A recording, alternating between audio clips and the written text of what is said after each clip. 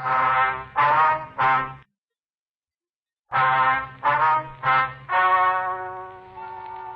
and gentlemen, the story you're about to hear is true. The names have been changed to protect the innocent. Dragnet.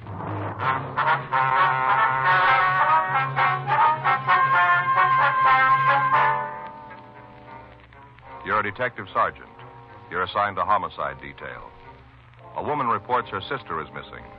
The story she gives you indicates foul play. Your job, investigate. It was Tuesday, April 8th. It was warm in Los Angeles. We were working the day watch out of Homicide Division. My partner's Frank Smith. The boss is Captain Lorman. My name's Friday. I was on my way back from the business office, and it was 11:46 a.m. when I got to room 42. Homicide. You know, it's just too bad you can't move a little faster on things like this. It's just too bad. Yes, ma'am. Hi, Joe. Hi. Ms. Moffat, this is my partner, Sergeant Friday. Joe, this is Mrs. Moffat. How are you, ma'am? How do you do? You want to tell him the story? Think it'll do any good? Yes, ma'am. Well, then, my sister's gone. Yes. Disappeared, and I want you to find her. When'd you see her last? A couple of weeks ago. Could you give us a date? You have a calendar? Yes, ma'am. Right on the wall there behind you. Oh. Well, this is the 8th. Maggie's birthday was in March, and that'd make it 14th of March. I see. She come by to thank me for the party. Had a few of the girls in for her. That's your sister? Yes, Margaret Shane. Have you heard anything from her since then? Not a peep. What about her home? Have you checked there? Tried to call her on the phone a couple of times. Didn't talk to her, though. Who'd you speak with? Her husband. Did you ask him where your sister was? Yes, I come right out with it. Didn't mince anything up. What'd he have to say? Well, then, just beat around. Didn't come out with a yay or no. Just beat around. Mm-hmm. How about the rest of her family? Isn't any. I'm the only living relative she has. Possible she's ill? If that's so, I'd know about it. We were pretty close. Hardly no secrets from each other. I see. Now, if you're all done asking me the same questions this fella has, I want to know. I know there's something wrong. I want you to find out. All right, we'll check on it. I want you to do more than that, a lot more. Beg your pardon? I want you to arrest Maggie's husband. Well, why? Because he killed her.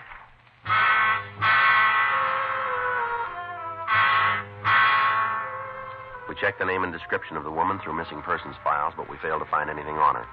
While I talked to Karen Moffat, Frank went down the hall and ran the names Margaret Shane and her husband Gordon through R&I. There was nothing on either one of them. 1:06 p.m. We left the office and drove out to check the missing woman's house.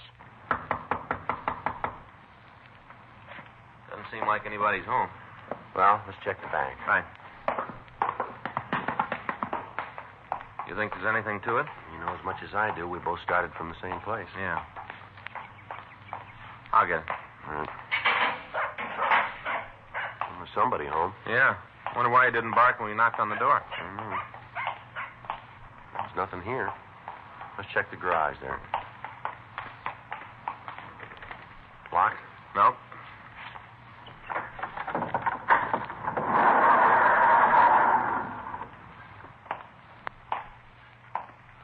Oh, it's quite a shop, huh? Mm-hmm. A lot of tools. Well, doesn't look like anything. Nope.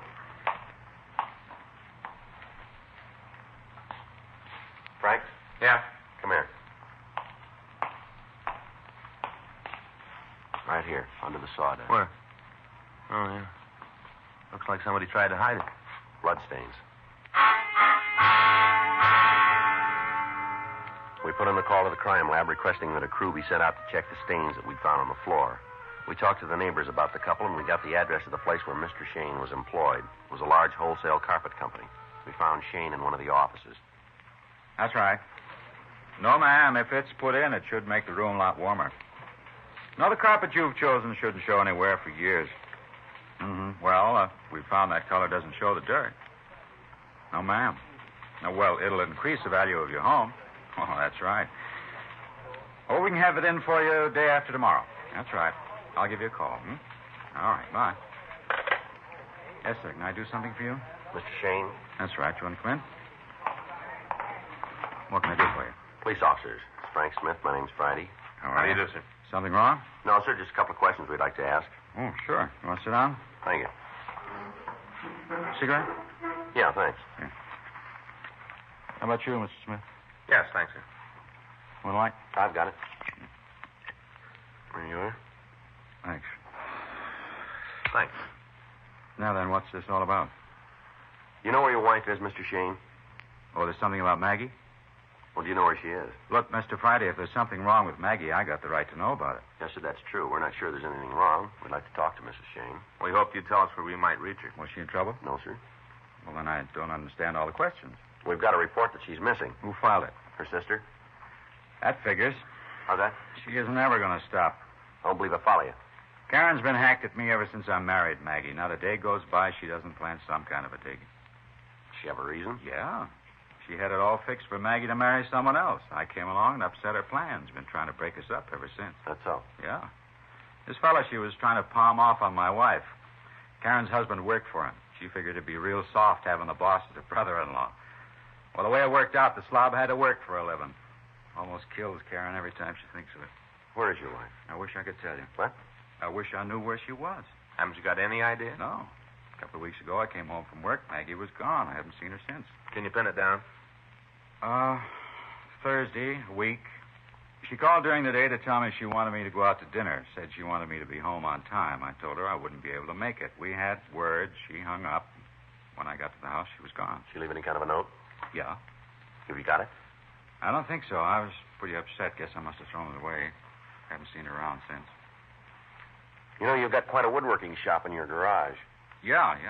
Stuff's getting a little rusty now. I haven't felt like doing anything. Now, this trouble with your wife, was there another man involved? It'd be hard to say. What do you mean? Well, Maggie's an attractive girl. Everywhere she went, there was some guy trying to make time. Might have been someone special. I wouldn't know. Mm-hmm. Wonder if we could use one of the phones outside. Use this if you like. Well, one of the others will do. Well, sure. Go ahead. I'll call over to Joe. See what they've come up with. Okay. This note your wife left, what did it say? You mean the exact words? If you remember them. It was pretty simple. Just that she was leaving me. Said she didn't have to tell me why, that I knew. Did she say where she was going? No. Figured maybe she went back east. She's got some friends there. Where? Nebraska, I think. I've never met them. How about clothes? What? Did she take any clothes with her? Oh, yeah, I guess so. She had quite a few. I looked at her closet. I couldn't tell what was gone. She took her fur coat, though. Mm-hmm. Did you try to contact any of her friends? I called around. I didn't find out anything. Mm-hmm. Whole thing's a farce, Sergeant. Isn't anything new about a wife leaving her husband. Read about it all the time in the papers. Karen's just stirring up trouble. She's sore at me. Always has been, always will be. Joe. Yeah. Excuse me. Yeah, sure. You talked to the lab? Yeah. They just finished the tests on the blood stains. Mm-hmm. We're not too far off. Huh? Human blood.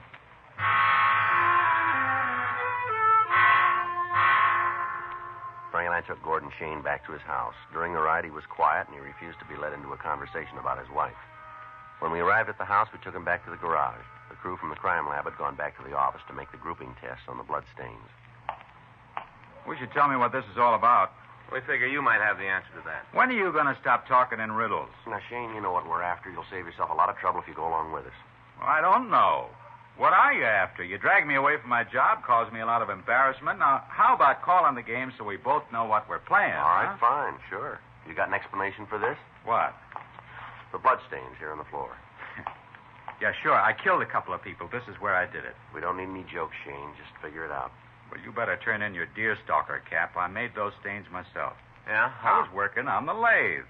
Chisel slipped out of my hand, cut my foot. When did this happen? A couple of weeks ago. Before or after your wife left? Now you're ready to stop the game. It's a real easy question, Shane. Give us the answer the same way, will you? Before. How much? A couple of days. You told us your wife left on the 27th of March. Is that right? Yeah, I guess so. Is it right or isn't it? It's right. It's right. And when'd you cut your foot? The Sunday before. How'd you pull that date up? Well, no trouble. It's the last time I worked out here. Oh, with a cut that bad, still be a mark, wouldn't it? Yeah. You mind showing us? Not at all. You know your blood type? Hmm? What's your blood type? Oh. How about your wife's? I don't know. Somehow we never quite got around to talking about All that. right. Let's go in the house. You can show us your foot there. Yeah, sure. You think you might be able to come up with a note your wife left as well? Well, look. You know much about the law? What do you mean? If I get out of this, can I bring suit against my sister-in-law? What's that? Well, it seems there should be something I can do to close her mouth. All the time Maggie and me were together, she was causing trouble. I'd like to really fix her good. That's a civil matter. You better see your lawyer about that. Wait a minute. I'll get the door. Come on. We can talk in the living room. Where? Living room. All right. You want to go ahead? Yeah. This is the living room. You can sit down any place. All right. A little messy. I haven't spent a lot of time here since she left. Just toss those things on the floor. Don't worry about it. You want to see if you can find that note now? Yeah, I think maybe it's in the desk. I'll get it. Wait a minute. I'll have a look first. You guys don't trust anybody, do you? That's the way it's going to be. You got to go with it. All right. Better make sure I haven't got a machine gun hidden in there. You know, you've done pretty good up to here, Shane. Don't press your luck. Yeah. Go ahead. Tear the place up. Too bad I haven't got a wall bed. You could look for her in there. Doesn't seem to make any difference to you that your wife left at all, does That's it? the way it looks. Yeah. Well, you ain't far off. Real load off my back. We've been married over 4 years, and all that time I haven't had a minute's rest. Thinking how she was going to run off with somebody else. Figured that she'd drop me. Now it's over. I don't have to worry anymore. You got it wrong, Shane. That's right. Yeah. Take a look, Joe. Hey, what do you got there? You got no right to go through my personal things. When did you see your wife last? I'm not going to say anything more. You're trying to lead me into something. Looks like you found your own way. Now, how about it? I'm not going to talk anymore. All right. You call it any way you want. No matter how it turns out, you're going to carry the load. All right. She left on the 27th. That's the last time you saw her? Yeah. Have you heard anything from her since then? No. And I hope you got an answer for these. What do you got? A couple of checks made out to you, and they're signed by your wife. Well, what's that prove? The dates on the checks make a liar out of you, Shane. Huh? They were written a week after she left you.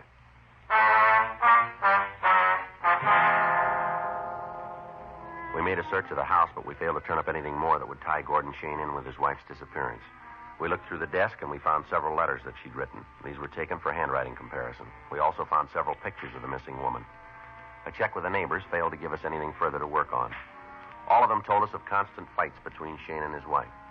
One of the people said that on several occasions the sound of sobbing had been heard coming from the house. At 5:20 p.m., Frank and I left the place and took Shane down to the city hall. The checks and samples of Mrs. Shane's writing were turned over to Larry Sloan for comparison. We put in a call to the crime lab, but we found that the blood grouping tests were not finished. 6:12. We took the suspect to the interrogation room. Just sit down over there, Shane. Okay. How long do you think you're going to be able to hold me? Depends on when we get the truth. Well, you saw the cut on my foot. You didn't find anything at the house. Look, you're grabbing at shadows. You still haven't told us about the checks. No reason to. Everything I say, you twist around so it ends up something I don't mean. Where'd you get the checks? From Maggie. What about the date on them? I don't know. I guess she made a mistake when they were written. Where'd you get them? Found them at the desk. Well, didn't you think it was kind of funny that your wife would write a couple of checks and just leave them laying around on the desk? No. Maggie was always doing something like that. She didn't care about money. How about you, Shane? Huh? Does it make any difference to you? Look, I'm getting tired of this. Some crazy old bag comes in here, tells you a fairy tale, and you buy it all away.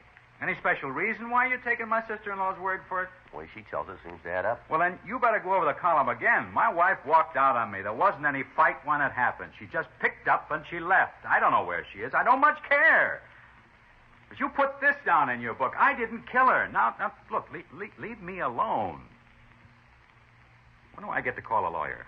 We'll set it up for you. Well, do it fast, because you're getting nothing more from me. That's the way you want it. Wasn't any other way. I'm telling you the truth, and you don't believe it. Might as well keep my mouth shut so you can't make it any worse. All right, Gordon. We'll take you over to the main jail. You can call your lawyer from there. What are you holding me on? Suspicion of murder. You just don't give up, do you? Look, we got to go along with the evidence. Well, you better check it again, because you're making a mistake somewhere along the line. That's the way it looks to you, does it? Yeah, go over the road again. Find it. You're a cop. No, let's do it the easy way. Huh? You point it out.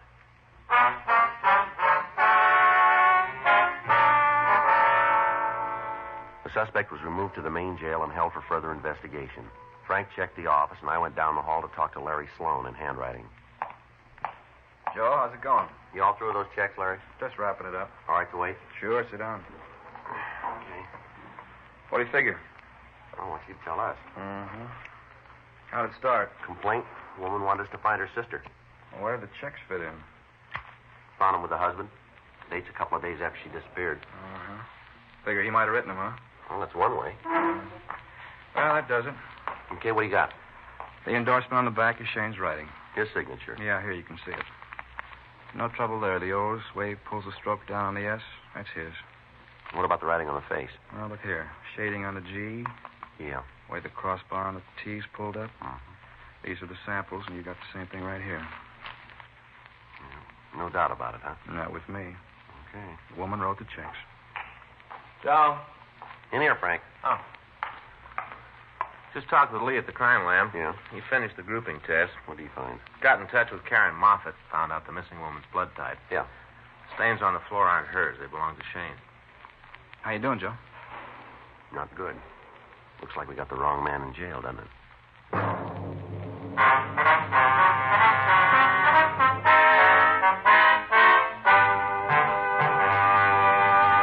You are listening to Dragnet, the authentic story of your police force in action.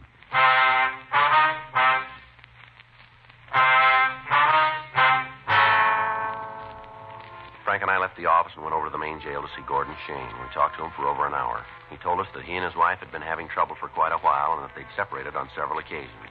He went on to tell us that he didn't know for sure whether there was another man involved, but that he'd heard his wife spend a lot of time in a small bar on Vermont Avenue. He said that it was possible we could pick up some information on her there. Frank and I left the jail and drove over to the place. It was an average neighborhood tavern. We talked to the bartender. Only one way to describe her. Man, oh, man. Well, was there anybody special that Mrs. Shane spent a lot of time with, would you know? Gee, I don't know. A lot of people in here like a family. Guess if you had to nail it down, it'd be Leonard. Who's Leonard? Another regular. He's here almost every afternoon. He and Mrs. Shane were pretty friendly, huh? Yeah, real buddies. They used to come in and get gas together, spend the whole afternoon, sit down there at the inn and play horse.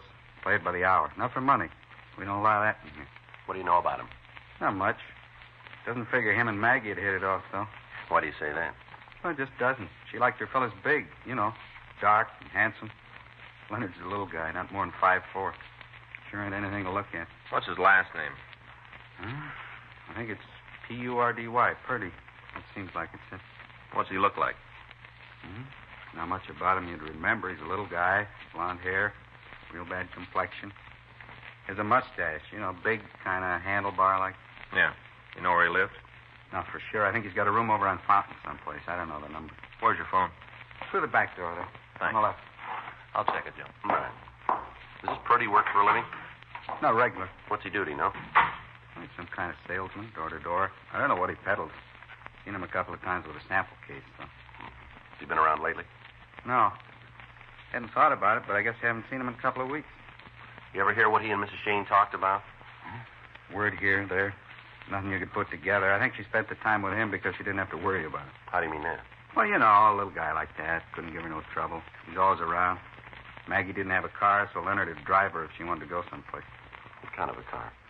41 DeSoto. Parked it out back a couple of times. It's a real wreck. All right. What'd she do? Huh? Maggie, what are you after her for? Like I said, we'd like to talk to her. Sure a doll till you get to know her. After that, doesn't matter how much money she spent, she can't switch you back. She spent quite a bit in here, did she? Yeah? Her and Leonard had really put the drinks away. Both of them had hollow legs.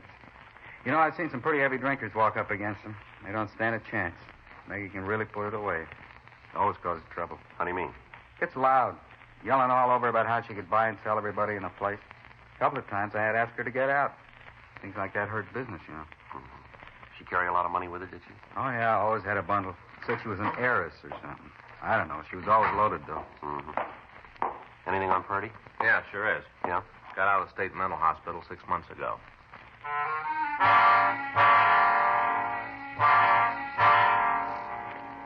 From his package, we found that Leonard Purdy had been arrested several times for suspicion of grand theft. However, he hadn't been convicted on any of them.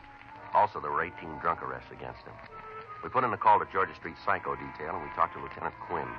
He remembered Purdy, and he went on to say that the suspect had been in to see him several times since his release. He told us that Purdy had committed himself to the state hospital as an alcoholic. Quinn went on to say that when Purdy was drunk, he became violent, and that on 3 of his arrests, it had taken several officers to subdue him. We contacted the authorities up at Camarillo. They told us that the suspect had been released by them after treatment and that he apparently was cured. We checked the last address in his package, but we found that he'd moved. A local and an APB was gotten out on him. We asked DMV to furnish any and all information on a car registered to him. 2 days went by without a word of him. In the meantime, we talked to all of his friends and acquaintances. From each one of them, we got the same story. Leonard Purdy was a freeloader who'd do anything for $1.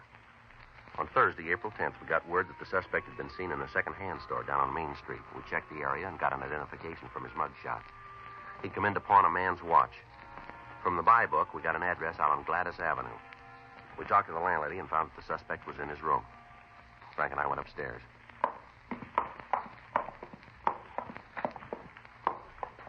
Who's that, huh? Yeah.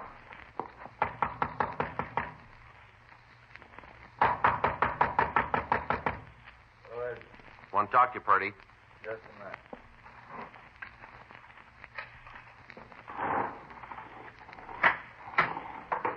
Yeah, what do you want? You Leonard Purdy? That's right. Who are you guys? Police officers who want to talk to you. I got nothing to do with cops. I have my fill up. Yeah. Why don't you come in? Frank? Yeah. You can be here long? Not long. That's good. I don't feel like making small talk. I'd offer you a drink, but they're just barely enough for me. You can understand. Put the glass down, Purdy. What? Put it down. Look, you got no right to come in here and tell me what to do. Nobody asked you. No, found this in the closet. This fur coat belong to you, Purdy? Yeah, I get cold nights. You know a woman by the name of Margaret Shane? Never heard of her. You sure about that? I'm sure. I got nothing to answer to you. Before you come in here and tell me what to do, I don't have to give you one single answer about nothing. You better come up with one. What's that? This coat. What about it? It's got Margaret Shane's name in it. Well, it must be a mistake. I don't know anybody named Shane. Nobody. We got a lot of people who say you do. You telling me the truth? Same people tell us you were with her when she disappeared. They don't know what they're talking about. The way they put it, it's pretty straight. Who told you? Who? Just give me some names. Everybody we talked to. They said I was with her? That's right. Now, where is she? I don't know. You got to do better than that. No, it's the truth. I don't know where she is. Mm-hmm. I killed her, but I don't know where she is.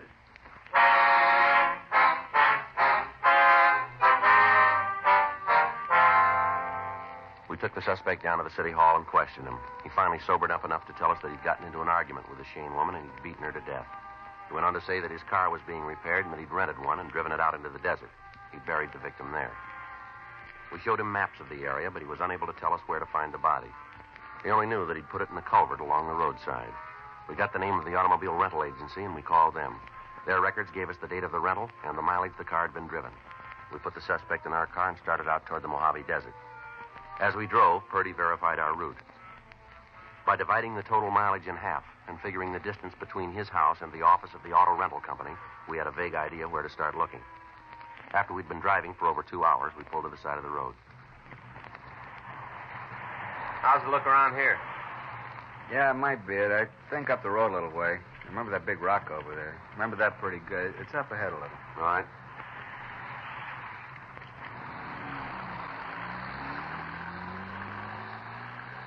We drove for another 30 minutes, and then Purdy directed us to pull off onto a dirt road. We drove another half a mile, and we came to the end of the road. We can't go any further. Don't have to. Huh? I remember now. Let's get out of the car. Just stay close to us, Purdy, right here. All right. Which way? Over here. Sure a beautiful day. Yeah. It's different when you get out in the country. Everything's got a different color. Come on, Purdy. Where is she? Over there, behind the bushes. I'll go look. Always been the big trouble. What's that? Boozing it up. Every time I get a few drinks, I don't know what I'm doing. Thought after I got out of the hospital, I had it made, you know. I'd be able to stay away from it. Yeah. First time I had trouble, I went back. I always went back. How about it? Yeah. She's there. All the time. That's what caused the trouble. Wouldn't be if it wasn't for me boozing it up. Mm-hmm. If I could just stay away from it, I wouldn't have any problems. I want to give it up if I could just find a way. You got one now.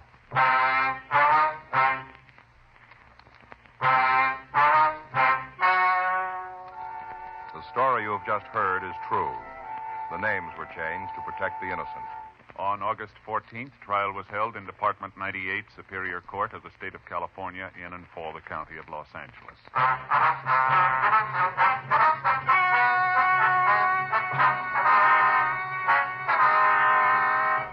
Leonard Eiler Purdy pled guilty to murder in the second degree and received sentence as prescribed by law. Murder in the second degree is punishable by imprisonment for a period of from 5 years to life in the state penitentiary. Dragnet. The story of your police force in action is a presentation of the United States Armed Forces Radio Service.